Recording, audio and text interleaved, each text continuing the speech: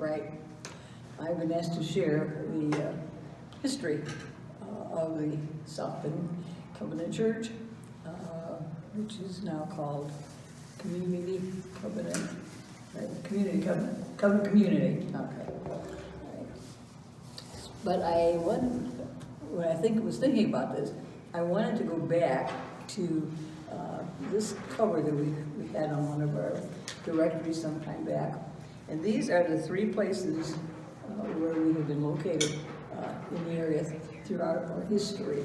So I'm going to pass this around, and we're going to talk about the Scott Street Church, and then we're going to talk about the Main and Monroe Street Church, and then we're going to talk about Covenant Community, and then the expansion of that. But basically we have 3 locations since 1888. Okay, so the Covenant denomination began in 1885. It was a breakaway from the Church of Sweden.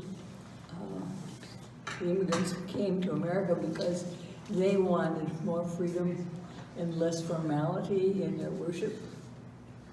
And so they came to the States to found a new denomination, a new covenant. As I said before, the South Bend Church was founded in 1888 by a group of immigrants. And they came to South Bend because there was several of them who had sponsors, and so they could settle here. And they felt the need to worship together and to find a source and a place where they could do that freely and in their own way. So the covenant was begun in 1885, and just 3 years later, the South Bend Church began. Excuse me. It was made of, this first group was made up of immigrants who met in homes because they had no church building per se, but they met in homes and for fellowship and for instruction and for encouragement and for knowing more about gospel, knowing more about Jesus.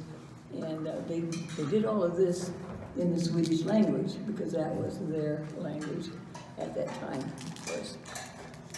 So language was Swedish.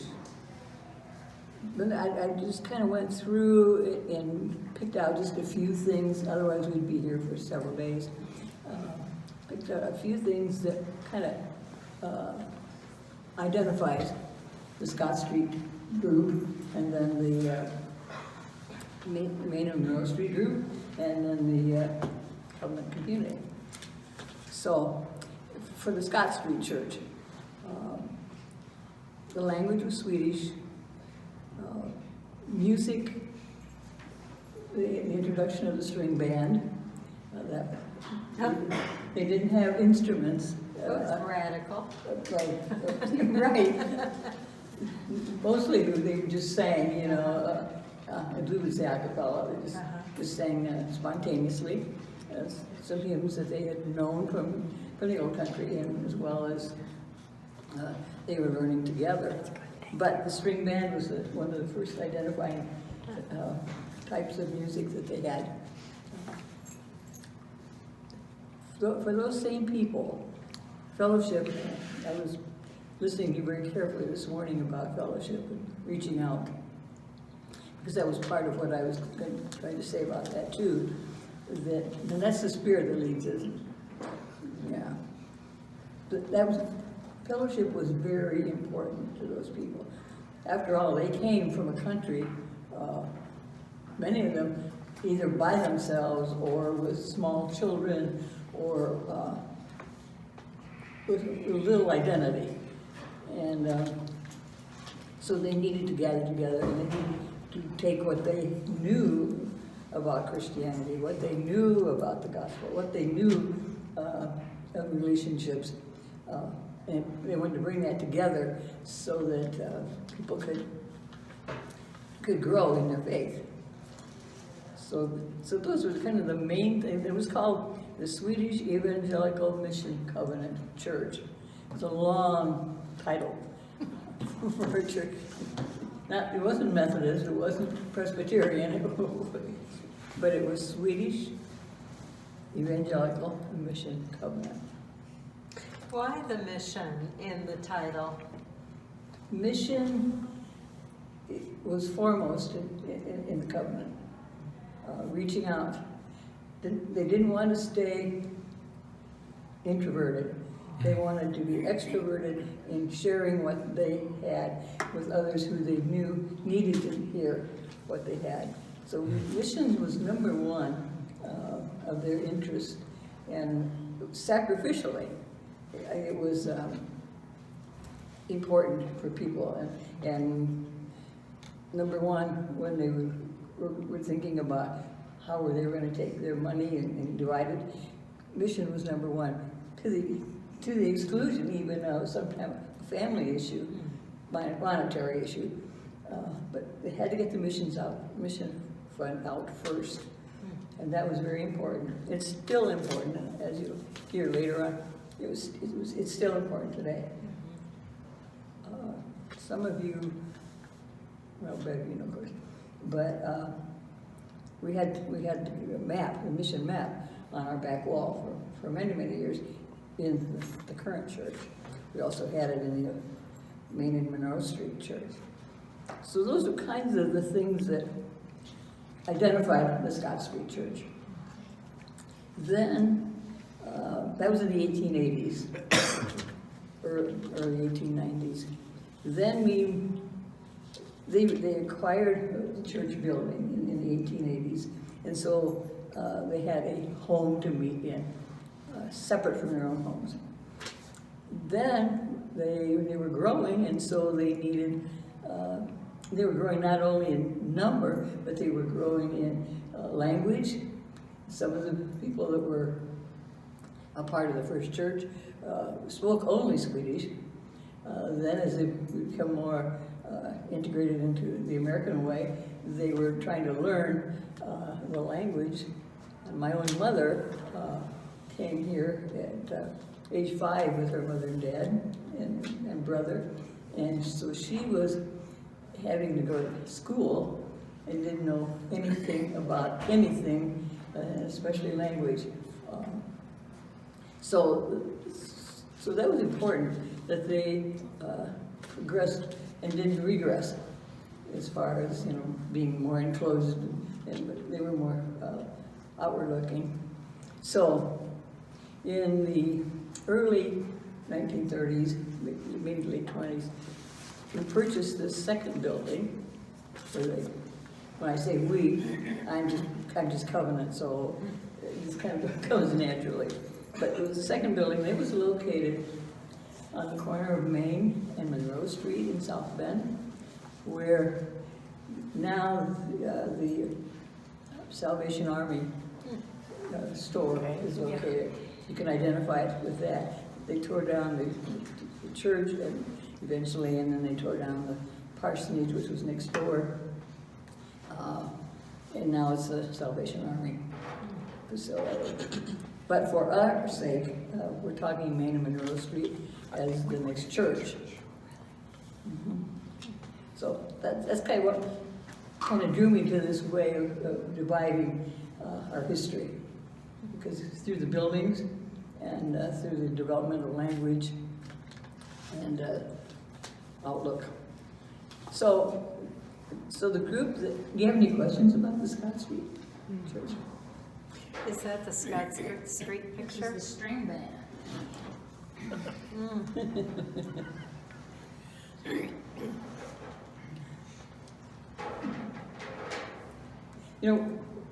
We've come so far, and yet we're back to talking about string band. Now we're talking about praise band. I mean, it's kind of the cycle, isn't it?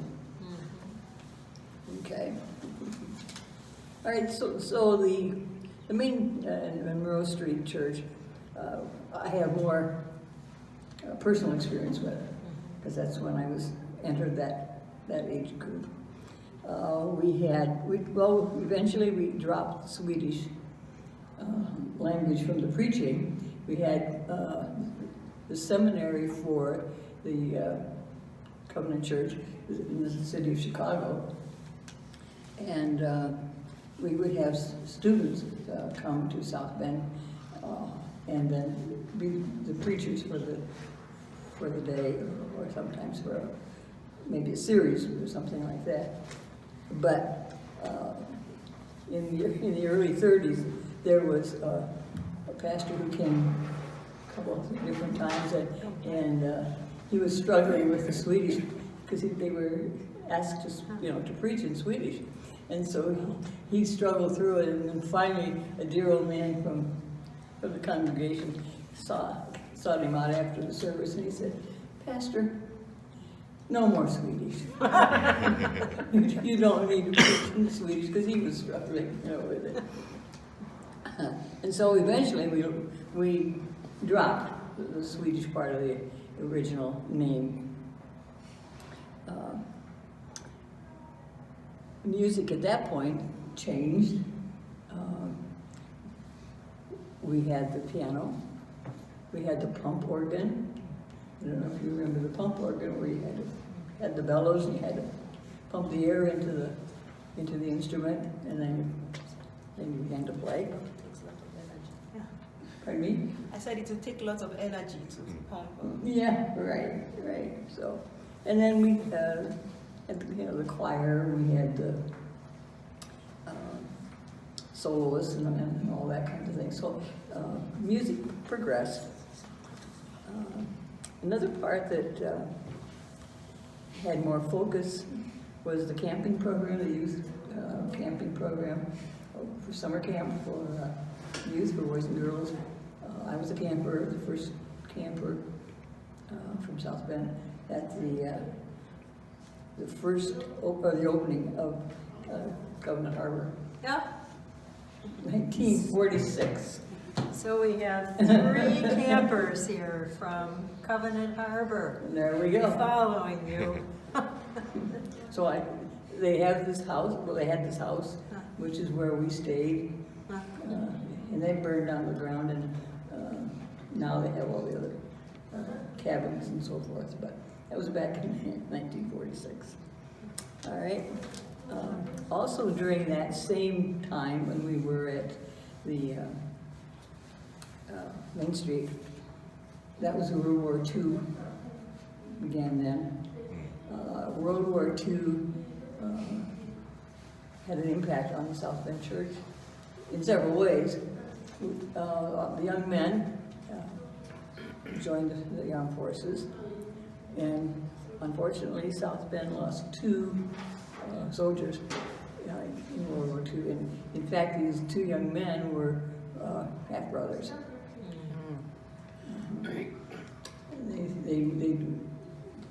They lost their lives in the European area. So that's only a few of the things that happened on Main Monroe Street. Like I say, I'm doing okay with the voice Perfect. so far, right? Yeah. I've been praying for it. Okay. In 1959, then we go to Edison Road.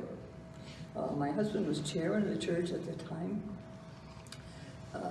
and people saw the need to move out of the downtown area where the other church was located, because there was next to no parking. It was only street parking, but a bigger issue was safety issues. We were having break-ins, and people didn't want to go, and especially the women didn't want to meet at night because there were transients and people like that who would come in and disturb or harass or whatever. Really? The people. So they said, "Oh, we need to relocate." So there was a committee formed, of course, and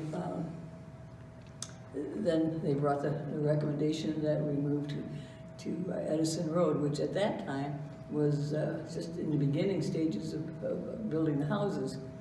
after the war. And so it was a fertile ground, if you want to say that, for evangelism. And we had the only unanimous vote for a move or a location, anything that major at that time that we moved. Everyone was in agreement, and we made the move in 1959. Again, we go through the changes in music. Here, we began with the traditional, and then we had a combination, and it seems we have more praise music, but I'm not exactly. I'm not exactly cognizant of the extent, because I can't come all the time, so I don't have a real feel for what's being done. But from what I can see and observe, yeah, it's tending more to be praise music than the traditional hymn music. We also, in 1959, when we built the church, and it was designed with the mural in mind as our message to the community that we serve a risen Christ, and that's who we are. We're followers of Jesus, the risen Jesus, the one who lived, died, was resurrected, and now is in heaven with the Father. So that transfer, the mural was in the Main and Monroe Street Church. It was commissioned by a group of young people and the name Warner Salmon may or may not mean anything to any of you, but he was a famous Christian artist, and he's a Covenanter, and this group of young people commissioned him to design a mural for the outreach for the church, and he did the Ascension, and that's what we have today. And that we've heard many people through the years say, well, Covenant Church, where is it? Oh, that one with the picture in the front. And so people have noticed through the years, not necessarily verbal, but a message that's communicated to the community. That's who we are. We're people of the risen Christ. And then this other section here, we grew. In fact, we were growing pretty fast right after we made that initial move. And so then we needed some extra spaces, and so we added the other section to our current building. Now, I gave you a lot of information there, didn't I? The name of the original church, as I said, the Swedish Evangelical Mission Covenant. Then it became Evangelical Covenant Church, which for many years. And now, in recent years, has it been 3-4 years, Bev? Yeah. Something like that. We have changed the name to Covenant Community Church. So that's a very recent change for us. Now, questions. I have some other things to say, but if you have questions, that's a lot of information on your own. I don't know if I missed anything, but during the 1950s, before the last move and everything, what was the reason that of course there were break-ins and things like that, but what was the reason why? Well, it was primarily safety. That was one of them, and the second one was the parking. There was next to no parking. But there would be like some pretty bad customers that would. That would try to interrupt. Yeah. Mm-hmm. And, you know, did they have something against No, I don't. Christ or? It was always a bad part of town, though. It was just a matter of more and more people like that were Yeah. populating the downtown. Okay. And it was that end, always, for some unknown reason. It's kind of like Satan didn't want you there. You know? Is using other folks to. Yeah, yeah. So it was in the neighborhood, so I'm trying to figure out where we're at. So, Across the street from the post office. across the street from the post office, down a block. Salvation Army thrift stores there on the corner now. There's the Avon Theater. was Did in that move area. again? Oh, I didn't know that. Was it across the street from, It's the so here's the street, post office, post office. neighborhood, and it's right up in here. Yeah, the post office is on Monroe and St. Joe, and the church was on Monroe and Main, right there. in this corner. And going back west, it would be closer to Covert, well, Yeah. the So ballpark. I don't know what it's called. this is I don't know South what Street that's over called here, anymore. I'm pretty sure, right? South Street, Yeah, it was with Michigan Ave and such. north of South Street. I'm just trying to figure out if it's the church that we were in for a little bit. Well, that church hasn't been there for a long time. 30s. But the building's still there, that's what. No. No, there's no building there. Oh, I think okay. they tore That's everything good, down. that's the good. Yeah, they way. did. Yeah, they just All right. leveled it. Any other questions about that? So then I'm just going to say that there are many and always changes in time and place, and also in the church. But there are constants that do remain. So I listed 5, I think, 6 maybe, saying that in emphasis for our congregation, for the Covenant Church of South Bend, is on prayer. It's a given. The command of love God and love your neighbor from Matthew 22.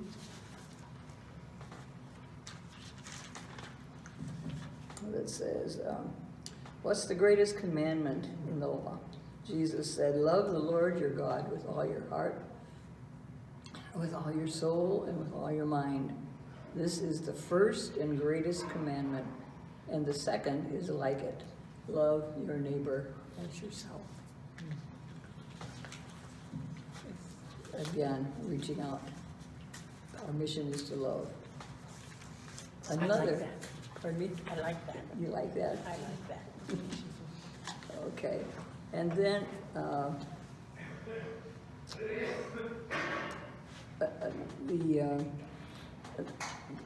I guess it's the third one I have here. The faithfulness in sharing and preaching good news.